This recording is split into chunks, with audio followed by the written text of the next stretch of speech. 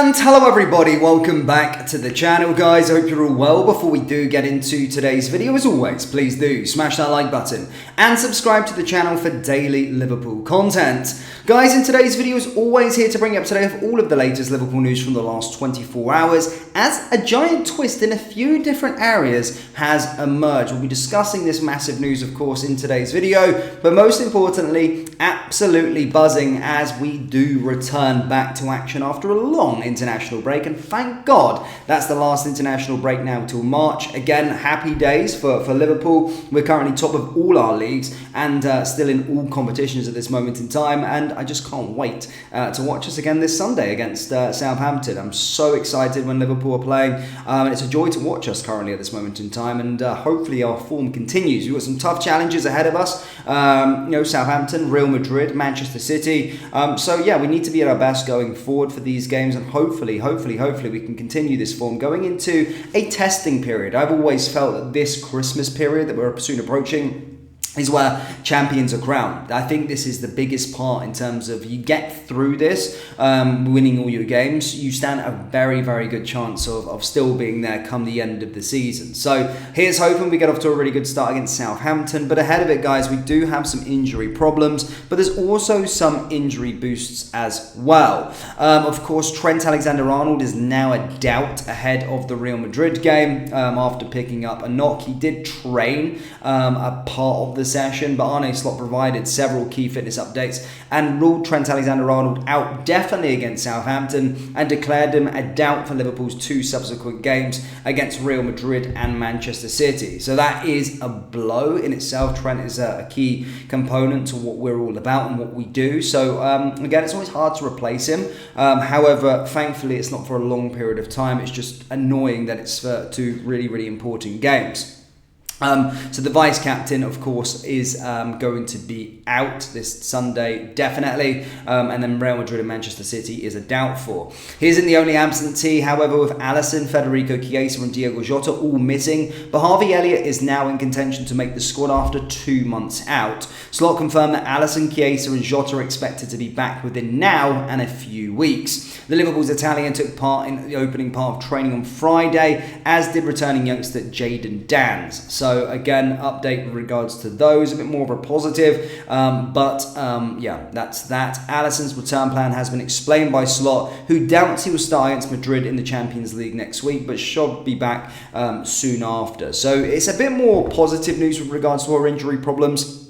Obviously, the international break does help with those situations, but of course, the main problem that we got, I suppose, is that Trent Alexander-Arnold is going to be out and will likely be out for the next 2 games. So, yeah, mixed bag, but it seems like it's improving, but I definitely think we should have enough to get through Southampton, certainly this weekend.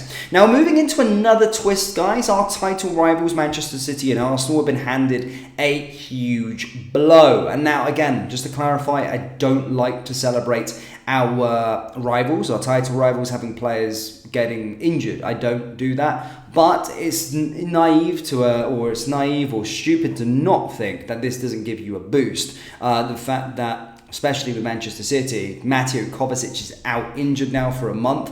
We're playing them this week. Their midfield is currently in turmoil, and a big part of the reason why they've been losing 4 games in a row is not having Rodri there. So that's that, and Arsenal as well. They're currently in a bit of an iffy situation, but have confirmed yet another player is going to be out. So, as stated, Arne Slot, as we stated, that we're looking good. We're progressing on the rehabilitation. However, our title rivals are not enjoying the same fortune. Manchester City and Arsenal both suffering new blows over the past fortnight. Speaking in his pre-match press conference on Friday ahead of City's clash with Tottenham, Pep Guardiola revealed that Mateo Kovacic was facing 3 weeks to a month out.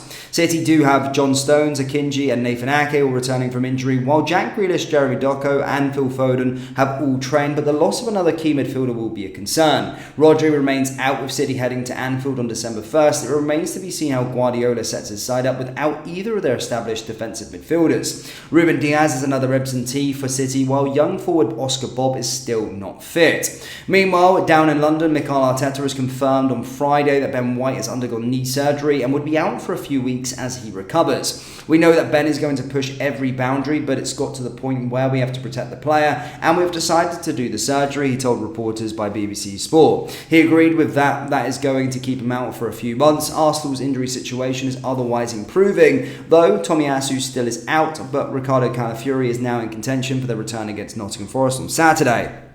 Naturally, if Arsenal do fail to pick up 3 points at home to Forest, who are one of the sides that are in really good form, then they could drop even further behind should Liverpool and City win their next game. So, yeah, it's not just us, but we're more emerging now as our injury problems are getting kind of solved. It looks more positive, but Arsenal, Manchester City, especially City, I do think they're the main sort of title rivals, title contenders. Another midfield blow for them. That is really, really bad, especially in the defensive midfield area. So, good news. I say again, I'm going to clarify again. I don't celebrate, of course, play other teams picking up injuries. I don't think that's nice. I don't think that's fair. But you can't help but deny it is a huge boost. So, a few twists and turns, guys. A few twists and turns indeed. Now, in terms of our opposition this weekend, a little preview I think we should do. Southampton. Now, Southampton have took a lot of the headlines for playing very suicidally. They've been playing a really weird style of football. I mean, people would say that they love it, but it's certainly naive and arrogant tactics. But they will likely give us countless of chances, having watched Southampton play. And that's the problem. They do currently sit 20th in the league at this moment in time. Their form is really, really bad. So despite us going to St Mary's, I do fully expect us to get all 3 points. Their last run of form is probably the better that they have had in the season. They lost to Wolves 2-0 before the international break. But prior to that, they actually beat Everton and beat Stoke in the AFL Cup. Following that, they lost 1-0 to City. They lost 3-2 to Southampton. Lost 3-1 to Arsenal. Lost 3-1 to Bournemouth. And yeah, they hadn't had a win since the EFL Cup. So they've only got 1 win in the league so far this season. 2 wins in the EFL Cup against sort of lesser teams, if you like.